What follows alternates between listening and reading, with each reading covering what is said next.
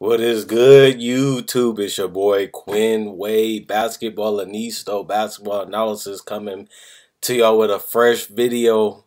This one is about Carmelo Anthony. I'm not trying to ride the hype. I'm not trying to just do it just because everybody want to see it, but it's just annoying to hear about it. And the organization is kind of going backwards too right now.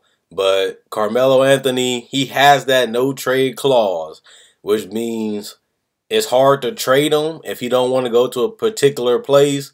He doesn't have to. They can't really get no draft picks because of it, because if he doesn't want to go, he doesn't have to go. This put the organization in a bad position just because I thought that the Knicks, even though my power rankings, the only spot I got wrong was the Knicks. I thought they'd be one of the best teams in the NBA in the Eastern Conference. But it turns out that they still in the playoff race. They just haven't played consistent. Because remember, they, in the beginning, the first 2 months, they was in the playoffs.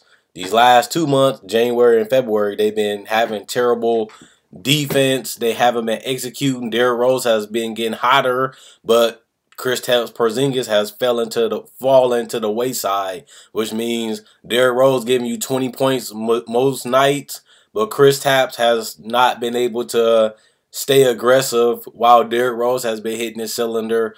They lost a lot of close games that could have went either way.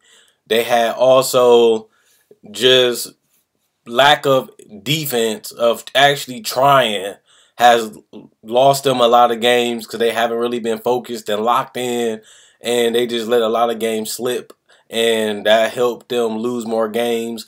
They can always turn it around because, like I said, them games, if they don't hit that shot, it can go either way. Remember, Melo hit some clutch shots, but the team always found the hole in the defense and scored and found a way to beat them. So those games can go either way. So it is what it is. They didn't get that W. It's tough love.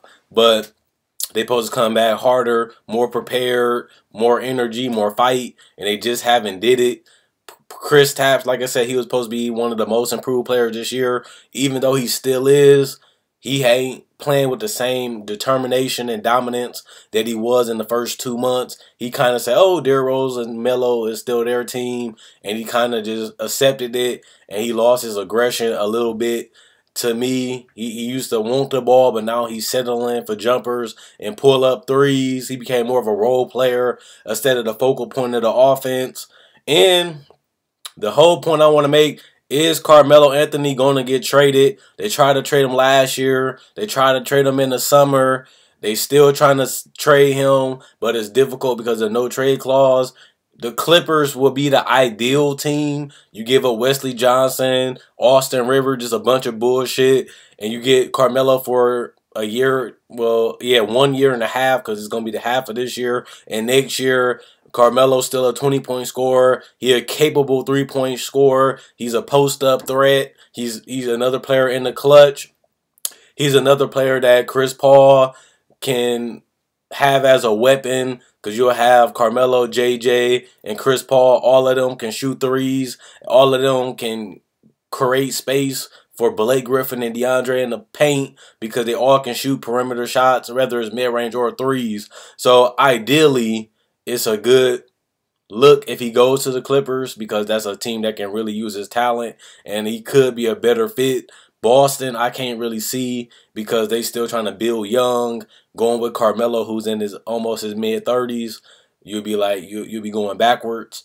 And with that being said, you don't want to stunt the growth or give up too much for a player that you might only have a year and a half, and you still might not win enough games anyway to even, like the Boston, they #2 in the East right now. The Carmelo trade wouldn't really be necessary. If anything, they can get somebody younger in free agency because they have a lot of cap space, or they can always trade for a younger player that, like DeMarcus Cousins or something, that they can trade for him, give up a lot of assets, sign him to an extension, and he'll still be below 30. Before the extension end, he'll probably be 30, but he still have key parts of his prime. So that's what Boston should do: try to get a younger player on the upswing, or try and get out of a like Gordon Dragic or something. Trying to get out of their contract, out of their team, and just pick them up. But Carmelo is just too old right now. But most likely, I think he's gonna stay with the Knicks. He keeps saying that's where he wants to play. That's where he wants to be. He hasn't given up on the season. He hasn't given up on his teammates. He's still taking over games. He's still showing that he can be a he's not a franchise player no more unless they'll be winning more games. And he's not really a defender. Like I said, a lot of those game winners was because of his lack of leadership and his lack of making the team believe that they're leadership. Just, all the leadership qualities that you should have, he lacks right now, and he is getting older, so it's hard to follow somebody that's on the tail end of their career.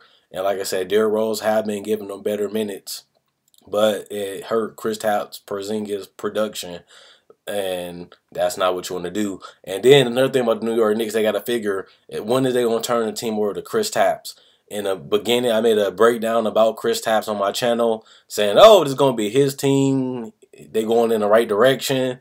Next thing you know, Kristaps is now just another player on the team. He still gets his shots, but not that much. He doesn't even look for a shot. He became more of a spot-up shooter now, and I don't know if that's for the betterment of the team, because he actually is a good player. He actually could take over games, and he is a matchup problem damn near every night because he's so mobile, athletic, and quick, and he can shoot over virtually anybody.